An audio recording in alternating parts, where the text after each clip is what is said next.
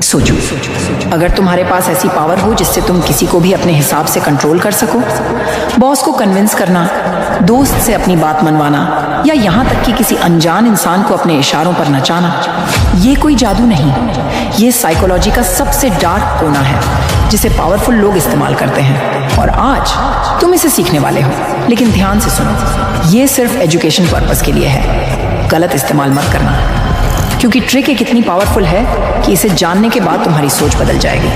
हो सकता है आप इसके लिए तैयार नहीं हो, लेकिन फिर भी देखें। अब गेम शुरू करते हैं। Trick 5, the illusion of choice. क्या तुमने कभी सोचा है कि लोग तुम्हारी मर्जी से डिसीजन क्यों नहीं लेते? क्योंकि उन्हें लगता है कि वो खुद कंट्रोल में है, लेकिन असली एक्सपर्ट उन्हें ऐसी चॉइस देते हैं जिससे वो तुम्हारे हिसाब से ही सोचें। कैसे? मान लो तुम अपने दोस्त से चाहते हो कि वो तुम्हारे साथ बाहर चले।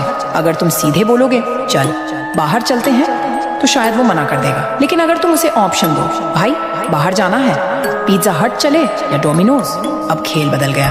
अब उसे लग रहा है कि वो खुद डिसाइड कर रहा है, लेकिन सच में तुमने ही उसकी चॉइस लिमिट कर दी और वो किसी भी हाल में हाँ बोल देगा। यही टेक्निक बड़े ब्रांड्स, बिजनेस और पॉलिटिशियन इस्तेमाल करते हैं।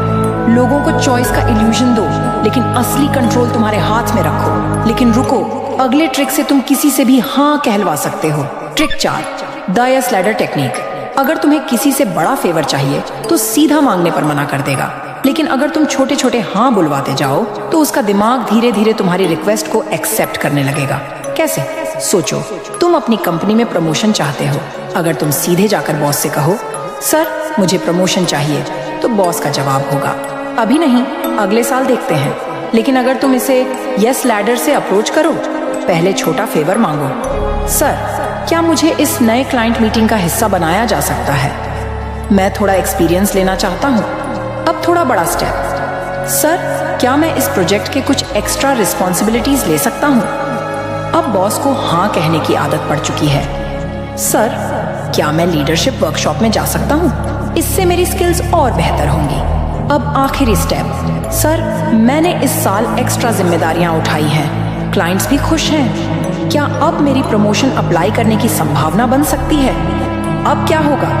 बॉस पहले ही 3 से 4 बार हाँ बोल चुका है, तो अब तुम्हारी प्रमोशन की रिक्वेस्ट पर नहीं कहना मुश्किल हो जाएगा। उसे भी महसूस होगा कि तुमने धीरे धीरे अपनी वैल्यू दिखा दी है और प्रमोशन के लायक बन चुके हो। यही ट्रिक सेल्समैन, पॉलिटिशियन और लीडर्स यूज करते हैं।